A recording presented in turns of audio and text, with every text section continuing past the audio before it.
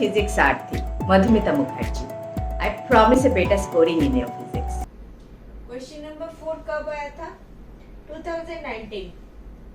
बोल रहा है two parallel conductors carrying unequal currents in the same direction. Option A is will have rotational motion. B option is repel each other.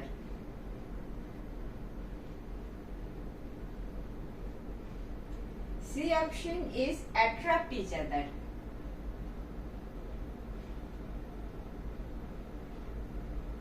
And D option is neither attract nor repel each other. Neither attract nor repel each other.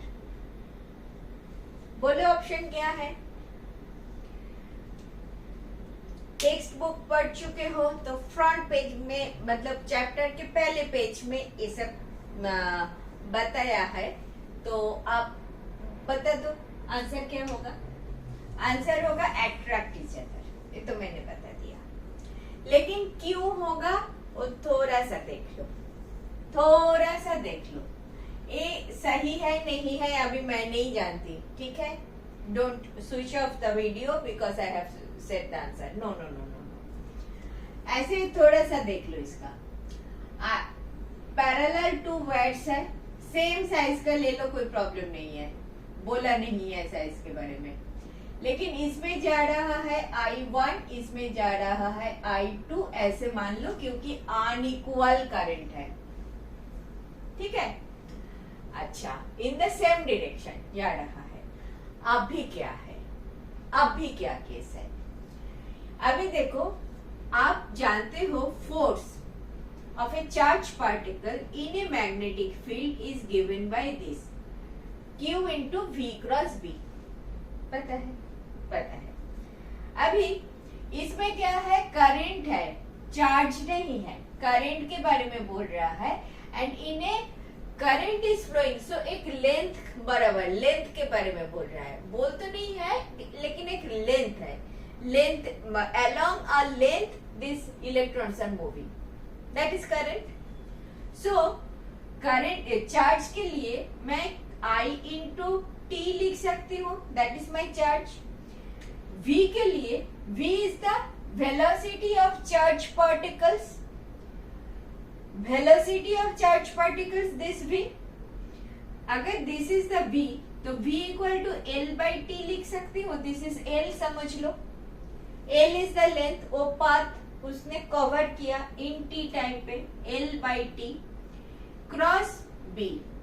This B is vector, is vector, this is vector, this is vector. इसमें t t निकाल दो, I L क्रॉस B आ गया. Vector sign अगर निकाल दोगे तो आता है I L B. This is force का ही another form. Always remember, force जैसे है QVB, इसको इतना साइन हटा दोगे तो QVB आता है. ILB is another form. Clear? ILB. ILB क्या है? फोर्स. What force? इस चार्ज पार्टिकल के ऊपर जो फोर्स हो रहा है. बिकॉज दिस फोर्स क्या है? Magnetic field. एक क्यू चार्ज के ऊपर जो फोर्स आ रहा है because of this magnetic field, this is it is that force. तो समझ में आ रहा है, एक चार्ज पार्टिकल है, वो मैग्नेटिक फील्ड में जा रहा है तो इसके ऊपर एक फोर्स आ रहा है. हमको ये पता है जब एक इलेक्ट्रिक करंट चलता है तो एक मैग्नेटिक फील्ड डेवलप करता है. इसको अभी भूल जाओ, इसमें एक करंट जा रहा है. हमारा थंब रूल है, थंब को रखो करंट के डायरेक्शन पे. करंट के डायरेक्शन पे अगर रखोगे तो ये जो फिंगर्स है इसका डायरेक्शन देगा मैग्नेटिक फील्ड का डायरेक्शन. करेक्ट? तो मैग्नेटिक फील्ड ऐसे डेवलप करेगा, पूरा ऐसे डेवलप करेगा, डायरेक्शन इज लाइक दिस, ठीक है। तो ऐसे डायरेक्शन होगा, तो इधर आके इन दिस रीजन में मैग्नेटिक फील्ड इनसाइड जा रहा है, ऐसे आके इनसाइड जा रहा है magnetic field. So magnetic field produced because of this current, suppose B1, magnetic field produced because of current I1 is B1। लिखो, magnetic field magnetic field produced due to current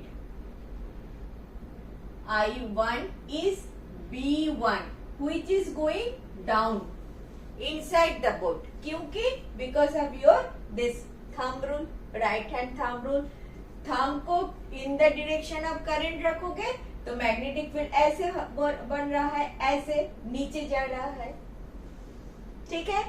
अभी इसमें आ जाओ, this current carrying wire is in a magnetic field B1।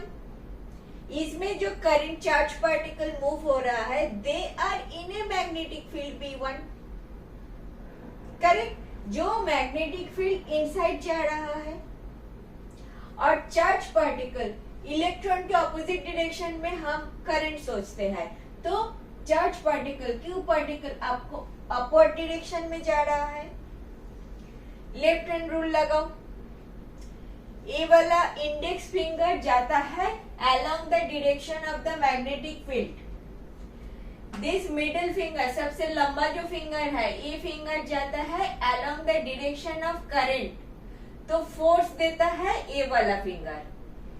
करते हैं, try करते हैं, देखो, along the direction of magnetic field मैंने दिस इंडेक्स फिंगर दिया, मेरा middle finger is going upward, तो आपका थंब किधर जा रहा है, टुवर्ड्स दिस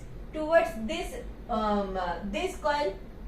इधर ऐसे किया तो फोर्स जा रहा है इधर, दिस डायरेक्शन में मेरा फोर्स जा रहा है, so this wire will get attracted towards this, clear. Because of this current, a magnetic field is getting generated. That magnetic field is B1. Suppose this B1 का direction at this point is inward. Inward में magnetic field रखोगे, upward में current रखोगे, तो this thumb will show the direction of the force, तो this wire will bend like this, will as if it is getting attracted towards this. In a similar logic, this wire will get attracted and will become like this, so they will attract each other. एक बार test कर लेते हैं। Because of I2, एक magnetic field will get generated.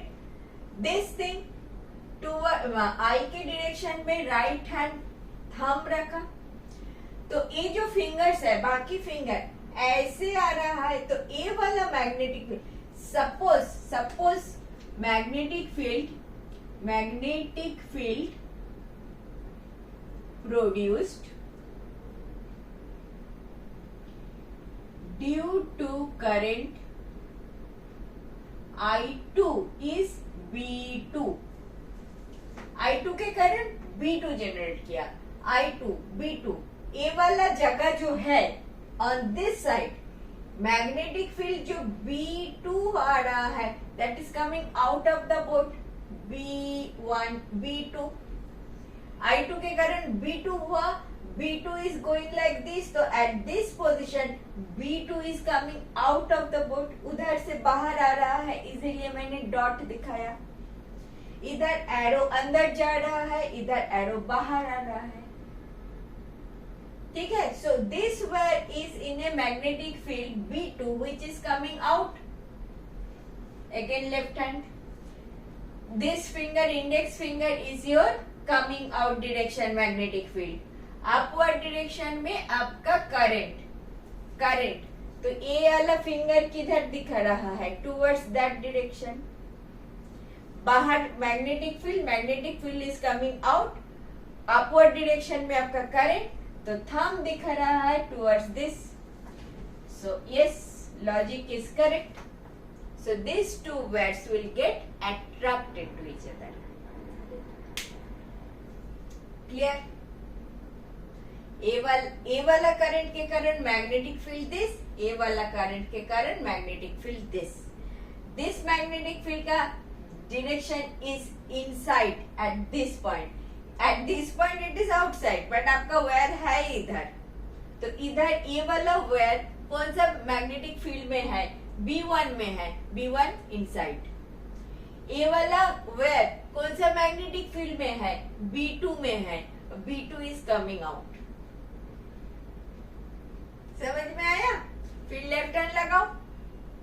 Coming out is index finger coming out, current is upward direction में, तो ये going that way means this way.